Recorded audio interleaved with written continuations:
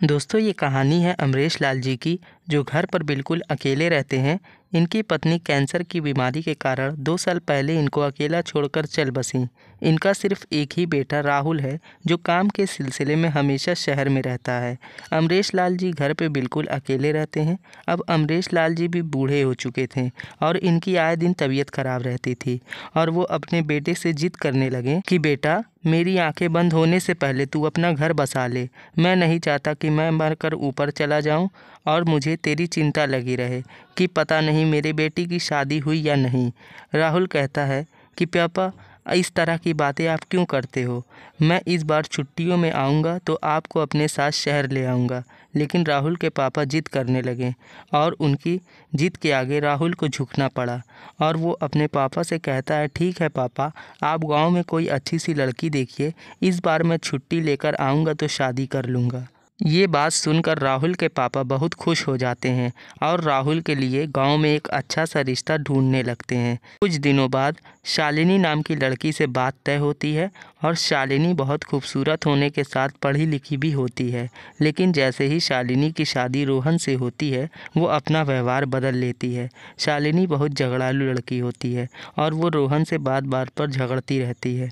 रोहन बेचारा कुछ नहीं बोलता, वो बेचारा सारी बातें आंखें झुकाकर सुन लेता था। लेकिन जैसे तैसे वो अपनी घर गृहस्थी संभाल लेती है और अपने ससुर की सेवा में लग जाती है। दोस्तों, वो समय पर अपने ससुर को दवाई खिलाती, खाना खिलाती, पिताजी पिताजी कह के उसका मुंह नहीं थकता था। अमरेश लाल भी बहुत खुश होते हैं कि चलो अब मेरा घर भी खुशियों से भर गया है। घर में बेटी नहीं थी, पर बेटी से ज़्यादा प्यार करने वाली बहू मिली। देखते ही देखते राहुल की लंबी छुट्टी ख़त्म हो जाती है और वो शहर काम पर जाने के लिए तैयार हो जाता है और वो अपने पापा से कहता है, पापा, अब सिर्फ 2 दिन की ही छुट्टी बची है। अब मुझे शहर काम पर जाना होगा, फिर मैं कुछ दिन बाद छुट्टी लेकर आऊँगा। राहुल के पापा यानी अमरेश लाल जी कहते हैं, हाँ ठीक है बेटा, तुम और बहू शहर जाने के लिए तैयारी करो। राहुल कहता है, ये क्या कह रहे हैं पापा? शालिनी मेरे साथ शहर नहीं जाएगी, वो यहीं रहकर घर की देखभाल करेगी और आपको समय पर दवाइयाँ खिलाएगी। मैंने शादी क्यों की? ताकि आपको आराम मिल सके। जब शालिनी को ये बात पता चलती है कि राहुल उसे शहर नहीं लेकर जा रहा है, तो वो राहुल से झगड़ा करने लगती है। लास्ट दिन जाते जाते उस वक्त उससे अच्छे से बात तक नहीं करती, मुंह बनाकर आंसू बहाकर अपने कमरे में बंद हो जाती है। राहुल शालिनी से कहता है कि वो उसकी जिद को नहीं मान सकता। पापा की सेवा करना हम दोनों का कर्तव्य है।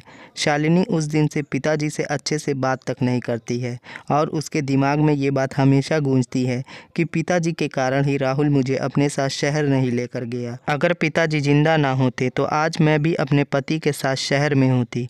अब अगर पिताजी एक कप चाय भी मांगते थे तो शालिनी मुंह बनाकर देती थी और पिताजी से कहती थी, चाय ज़रा कम पीजिए, नहीं तो शुगर बढ़ जाएगा और आप ऊपर जल्दी चले जाएंगे। पिताजी को ये बातें सुनकर बड़ा अजीब सा लगा, लेकिन फिर वो सोचते हैं कि नई बच्ची है, दूसरे के घर से आई है और इसका पति इसे शहर नहीं लेकर गया, इसलिए गुस्से में होगी।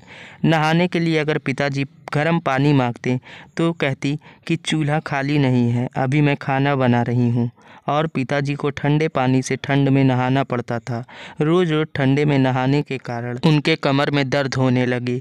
एक दिन की बात है, जब आधी रात को पिताजी के कमर में बहुत ज़्यादा दर्द होने लगता है तो वो अपने कमरे में बाम या दर्द का तेल ढूंढते हैं, पर नहीं मिला तो वो कमरे से ही आवाज़ देते हैं, शालिनी बहू की आंखें खुल जाती हैं और वो नींद में चिढ़कर कहती है, कम से कम रात को तो चैन से सोने देते। चिढ़कर अपने ससुर जी के पास आती है और कहती है, हाँ पिताजी बोलिए। पिताजी कहते हैं, बेटा तेरे कमरे में कोई बाम या दर्द का तेल हो तो ला दे। शालिनी को बहुत गुस्सा आता है और वो अपने कमरे से दर्द का तेल लाकर पिताजी को दे देती है। लेकिन अमरेश लाल जी दर्द के कारण अपने कमर में तेल नहीं लगा सकते थे। वो मन में संकोच करते हैं, लेकिन दर्द की वजह से वो कह देते हैं कि बेटा, क्या तुम मेरे कमर पर तेल लगा देगी? उन्हें ये कहना बिल्कुल अच्छा नहीं लग रहा था, लेकिन दर्द इतना ज़्यादा हो रहा था कि उन्हें बर्दाश्त नहीं हो रहा था।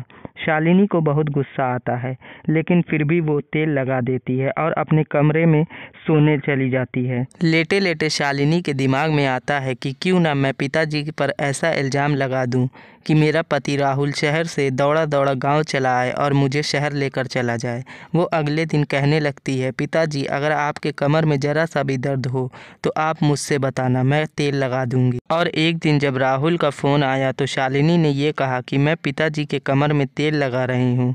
राहुल बहुत खुश हुआ और शालिनी की तारीफ़ करने लगा। शालिनी का पासा उल्टा पड़ गया। कुछ दिन बीत गए और राहुल की छुट्टी फिर हो गई और वो अपने घर वापस आ गया। शालिनी जैसे राहुल को देखती है और रोने लगती है और कमरे में चली जाती है। राहुल शालिनी के पास जाता है और पूछता है, क्या हुआ बताओ, मैं तुम्हारा पति हूँ, पिताजी ने कुछ कहा क्या?